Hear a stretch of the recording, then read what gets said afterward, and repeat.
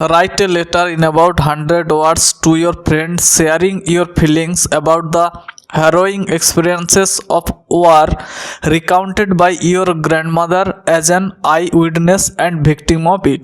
এখানে বলা আছে যে একটা ইনফর্মাল লেটার লিখতে হবে তোমার বন্ধুকে 100 শব্দের মধ্যে, যেখানে তুমি তোমার অনুভূতি শেয়ার করবে তার সাথে। হ্যারোয়িং মানে হচ্ছে একটা দুর্ধর্ষ যে অভিজ্ঞতা যুদ্ধের, রিকাউন্টেড মানে হচ্ছে যেটা স্মরণ করে বা যার মনে আছে যে তোমার ঠাকুমার, অ্যাজ অ্যান আই উইটনেস বলতে এখানে বোঝাচ্ছে যে সামনাসামনি ওই ঘটনাটা দেখেছে, অ্যান্ড ভিকটিম অফ ইট, এবং এটার সে শিকার হয়েছে। তো এটা 10 মার্কসের আছে এবং কোশ্চেনটা তুমি খুঁজে পাবে ABTA টেস্ট পেপারের পেজ নাম্বার 131-এর 7 নম্বরে। তো আমরা এবার লিখব।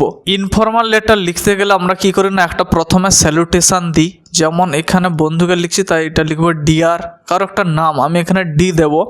আর ডান দিকে আমরা কি করি না, আমাদের নিজেদের যে চিঠিটা লিখছে প্রেরক বা সেন্ডার বলা হয়, যে চিঠিটা লিখছে তার অ্যাড্রেস দেওয়া হয়, গ্রামের নাম বা শহরের নাম, তারপরে হচ্ছে পোস্ট অফিসের নাম, পোস্টাল পিন দেওয়া হয়, এইভাবে আমরা অ্যাড্রেসটা লিখি।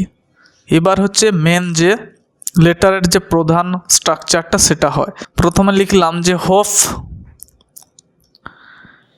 দিস লেটার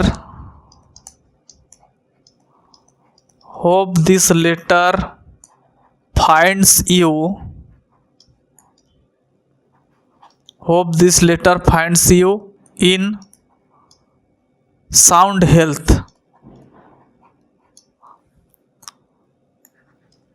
এটার মানেটা এরকম হচ্ছে যে আমি আশা করছি এই চিঠিটা তোমাকে সুস্বাস্থ্য অবস্থায় তুমি পাবে। নেক্সট লিখব let me know about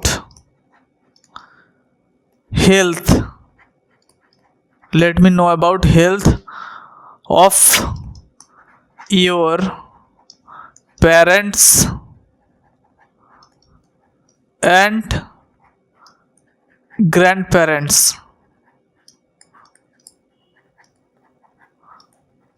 next আমি বাক্যটা লিখলাম যে আমাকে জানিও যে তোমার বাবা মা এবং তোমার ঠাকুরমা এবং ঠাকুরদার শরীর কেমন আছে, তার স্বাস্থ্যের সম্বন্ধে আমি জানতে চাইছি। We are all fine here, আমরা নিজেদের সম্বন্ধে জানাবো। We are all fine here, আমরা হচ্ছে সকলে এখানে ভালো আছি। অ্যাজ ইউ নো, নেক্সট লিখব অ্যাজ ইউ নো, যেরকম তুমি জানো। I am very much fond of stories narrated by my grandmother. এটার মিনিং এরকম হবে বাংলাটা, যে তুমি যেভাবে জানো, I am very much fond, আমি খুবই পছন্দ করি গল্পগুলো যেগুলো হচ্ছে ন্যারেট করা হয় বা বলা হয় কার দ্বারা না, আমার ঠাকুমার দ্বারা। বাট নেক্সট লিখব but the other day it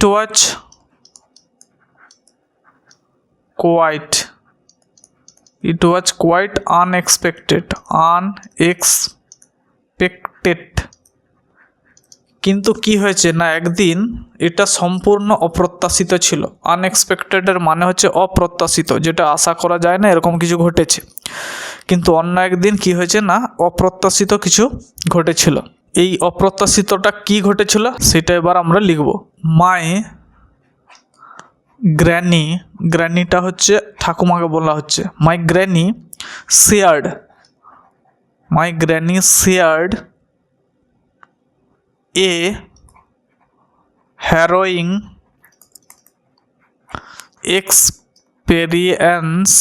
My granny shared a harrowing experience of war that she can remember that she can remember vividly. বলা হলো যে মাই গ্র্যানি আমার ঠাকুমা শেয়ার করলেন, আমাদের সাথে শেয়ার করলেন, ভাগ করে নিলেন এ হ্যারোয়িং একটা দুর্ধর্ষ এক্সপিরিয়েন্স অভিজ্ঞতা অফ ওয়ার যুদ্ধের, দ্যাট যেটা সি ক্যান রিমেম্বার যেটা তিনি মনে করতে পারেন, ভিভিডলি খুব পরিষ্কারভাবে। ফ্রম দ্য বিগিনিং, নেক্সট লিখব from the beginning there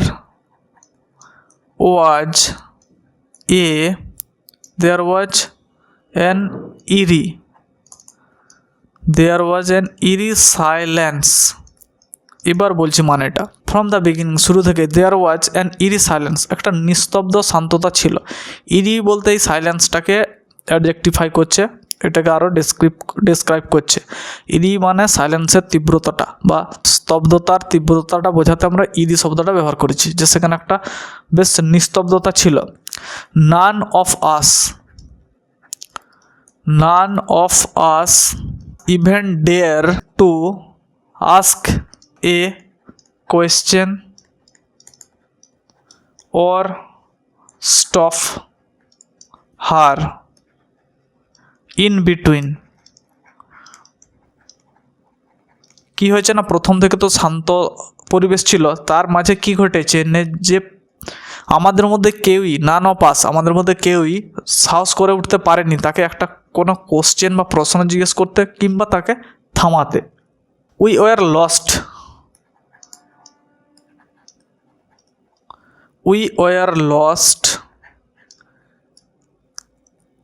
in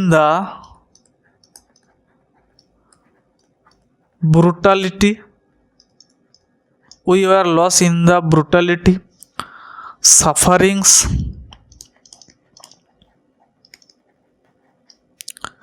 and terror of the war। আমরা কোথায় হারিয়ে গেছিলাম না, উই আর লস্ট আমরা হারিয়ে গেছিলাম ইন দ্য ব্রুটালিটি হিংস্রতা, সাফারিং দুর্ভোগে, অ্যান্ড টেরর এবং ভয় আতঙ্কে, অব দ্য ওয়ার যুদ্ধের। As an I witness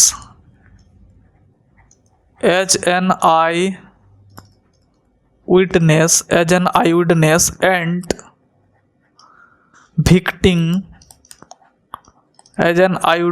victim of it, the way my grandmother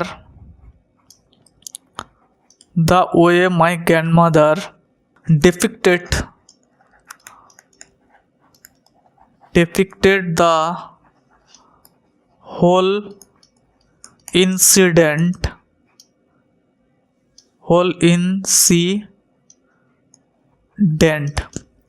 বলছে যে অ্যাজ অ্যান আই উইটনেস একজন প্রত্যক্ষদর্শী হিসেবে, অ্যান্ড ভিকটিম এবং ওটার একটা শিকার হিসেবে ওই যুদ্ধটার, দ্য ওয়ে যেভাবে মাই গ্র্যান্ডমাদার আমার ঠাকুমা ডেপিক্টেড বর্ণনা করছিলেন, দ্য হোল ইনসিডেন্ট সমগ্র ঘটনাটা, ওয়াজ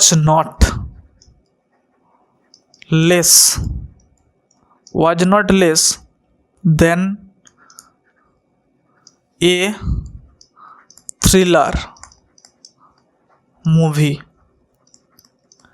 যেইভাবে আমার ঠাকুমা প্রত্যক্ষদর্শী এবং শিকার হিসেবে যেভাবে এই পুরোটা ঘটনাকে বর্ণনা করছিলেন, সেটা একটা থ্রিলার মুভির থেকে কম ছিল না। For a few minutes we were oblivious আমরা ছিলাম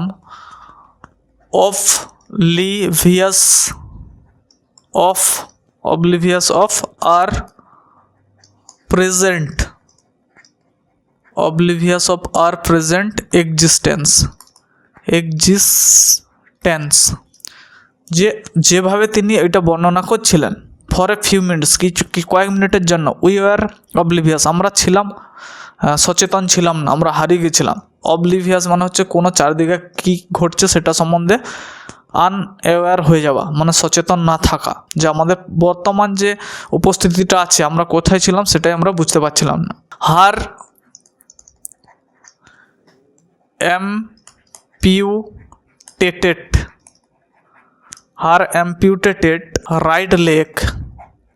amputated right leg not only haunts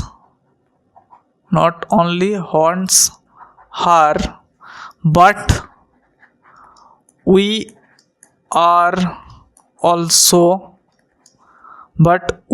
are also in great shock. Since that day.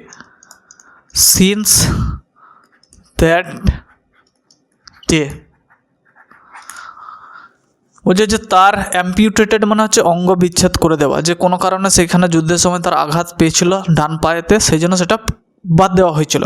তাহলে তার যে বিচ্ছেদ হওয়া ডান পাটা শুধুমাত্র তাকে হন্টস করা মানে কোনো একটা খারাপ চিন্তা বা ভাবনা যেটা সারা জীবন কারো পিছু ধাওয়া করে। We are also in great shock, আমরাও ছিলাম একটা শকের মধ্যে, একটা আতঙ্ক ভয়ের মধ্যে। সিন্স দ্যাট ডে, সেই দিন থেকে।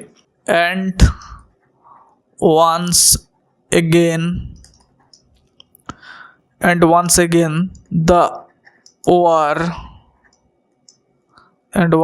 the war proved to be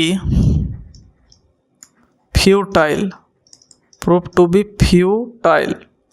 যে আর একবার অ্যান্ড ওয়ান্স এগেন এবং আর একবার দ্য ওয়ার প্রুভড, যুদ্ধটা আবার প্রমাণিত হলো, টু বি ফিউটাইল, নিরর্থক হিসেবে, যে যুদ্ধ করে কোনো ফল হয় না বরং ক্ষতি হয় মানুষের, তাই তো। The war prove to be futile. No more today,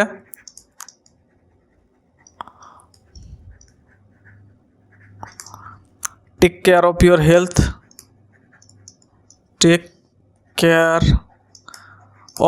your health,